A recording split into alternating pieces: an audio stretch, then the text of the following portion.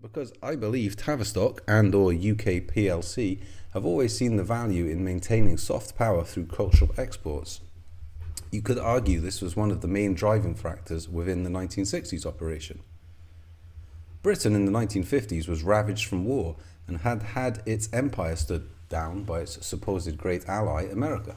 It seems feasible that during this time, Britain realised its future lay in cultivating soft cultural power.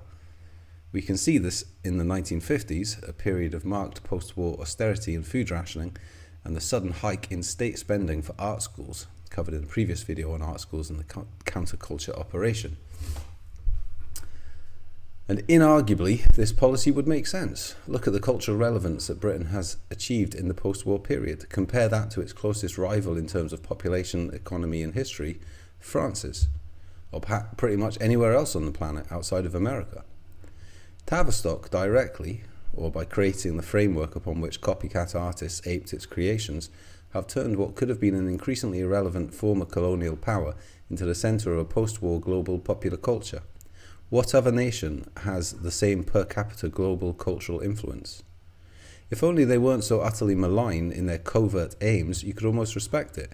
It's certainly been a pragmatic and ultimately successful endeavour, from their intentions at least. So where does this take us in the last few decades? The days of global bands and musical tribes and scenes seem to be, if not gone altogether, then drifting slowly over the horizon. So what have they focused on in their stead? I'd say the most successful recent bit of Tavistockian global product, or soft power piece, has been the Harry Potter series.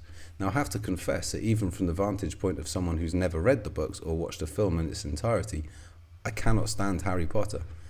If I didn't find even catching a glimpse of it on the telly so utterly ingratiating, then I'd consider reading them or at least watching a series, in order to further validate my instinctive belief that the whole thing is a Beatles reprise in its inception, a case of written by committee tricksterism.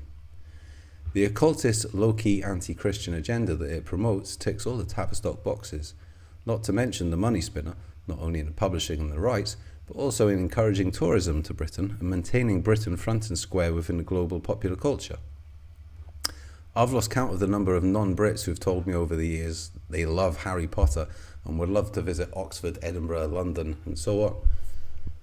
I do not believe that this is all the work of a former book club member, penny-pinching single mother. This story seems all too convenient, too much like her marketing and public-facing facade reminiscent of the Mott Tops even. Straight out the Tavistock playbook, basically.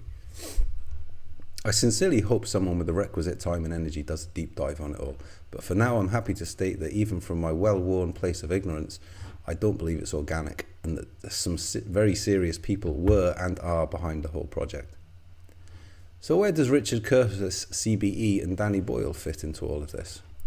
Well, that would be with their 2019 film Yesterday, and how it somewhat, and it is only somewhat, cleverly ticks the generic UK twee social expert box, whilst maintaining the cultural capital of one of Tavistock's greatest successes, and with a generous helping of revelation of the method on the side.